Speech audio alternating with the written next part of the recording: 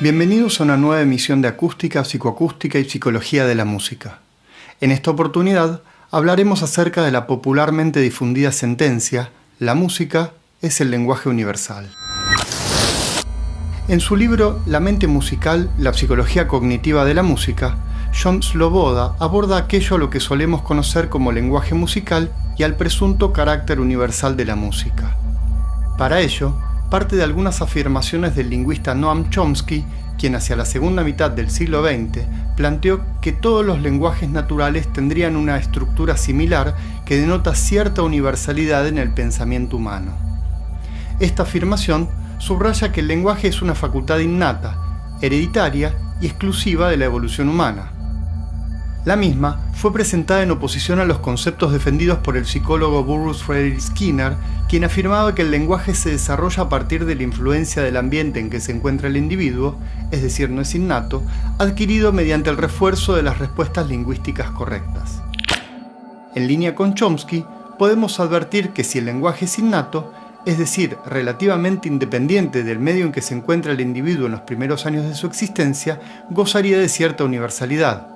Esto explicaría por qué, hacia los 5 o 6 años de edad, los niños adquieren un dominio integral del lenguaje, independientemente de la complejidad del idioma que se practique en su entorno.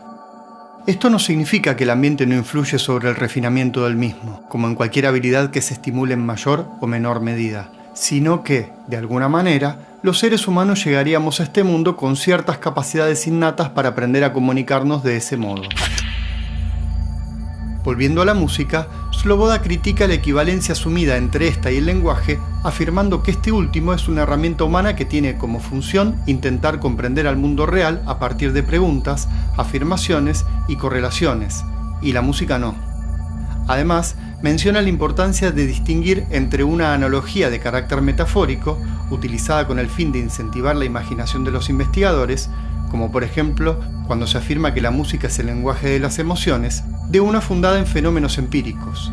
Finalmente, sostiene que la semejanza entre el lenguaje y la música deben ser sometida a la evaluación científica y no darse por sentada a priori.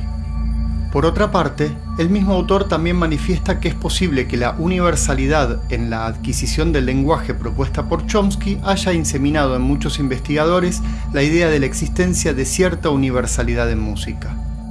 A propósito de esto, Pierre Boulez, uno de los más destacados compositores de la música de vanguardia del siglo XX, en el libro Las neuronas encantadas, el cerebro y la música, sostiene que, como resulta evidente, aunque la música puede inducir estados emocionales estables o pasajeros, no transmite mensajes concretos ni conceptos. Y manifiesta que, aunque ciertas formas sonoras específicas pueden transmitir estados extramusicales, como cuando una melodía determinada parece describir un paisaje, lo hace de un modo artificial.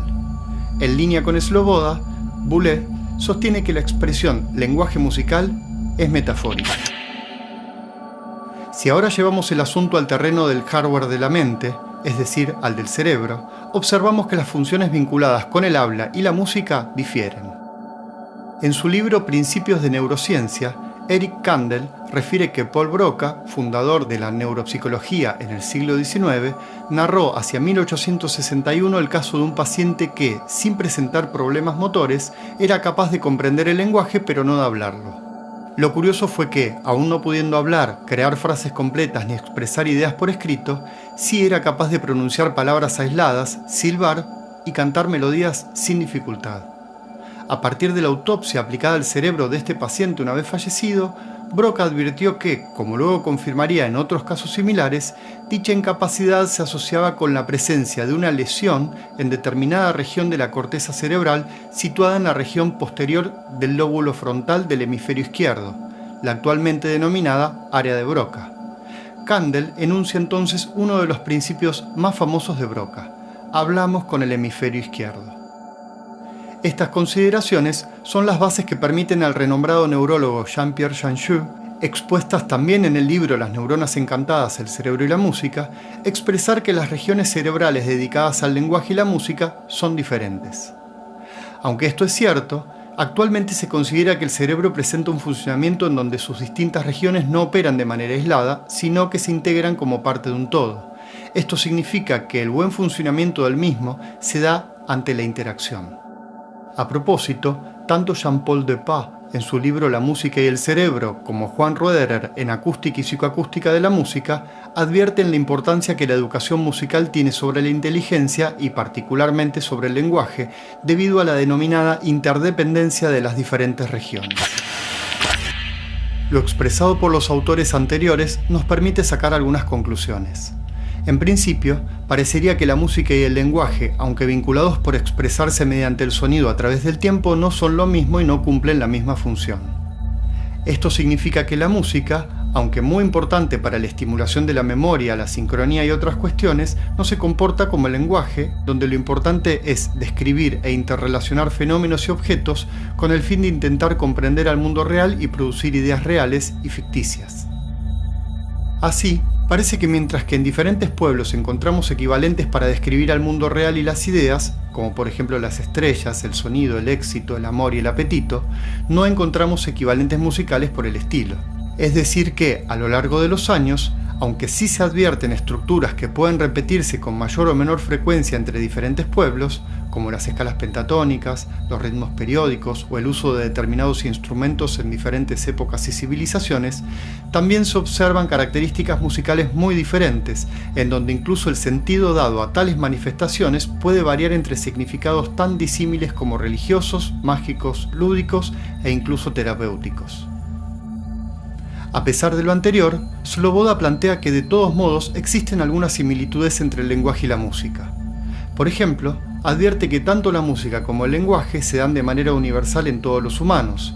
que en ambos casos es posible generar un número ilimitado de secuencias, que se presentan de manera espontánea y conjunta en la misma etapa del desarrollo de los niños, que se manifiestan inicialmente a partir del aparato fonador, que ambas habilidades han inducido en diferentes culturas el desarrollo de algún medio de escritura con el fin de favorecer la memorización e incrementar el nivel de complejidad, que en ambos casos las destrezas de recepción preceden a las de reproducción,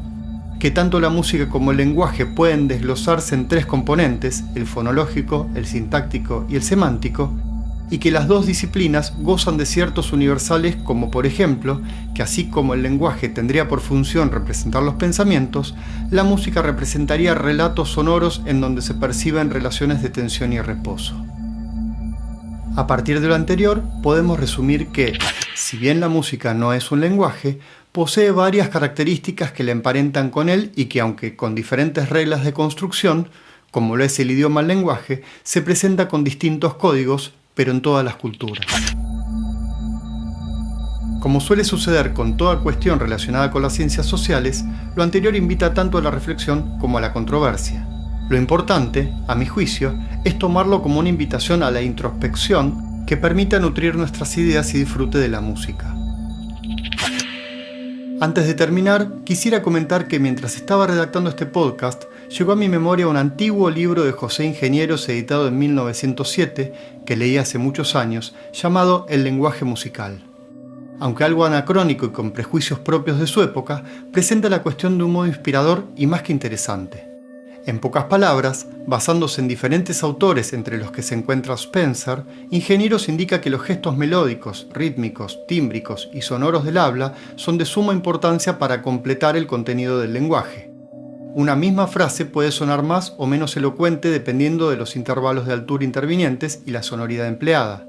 Podemos agregar que, aunque el uso de estas cualidades del sonido puede variar entre distintas culturas, todas ellas, en línea con el autor, complementan al lenguaje con las mismas.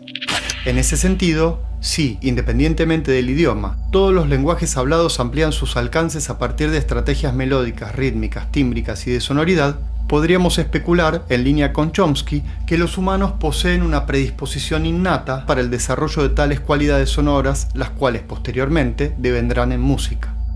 Y del mismo modo que el lenguaje es innato, pero el idioma es aprendido, podríamos pensar que las facultades que utiliza la música para su desarrollo son innatas, pero las reglas de organización sonora son aprendidas.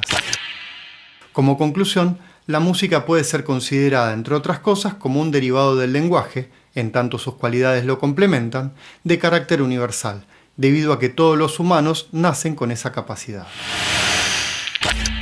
Hasta aquí lo referente a la música como lenguaje universal.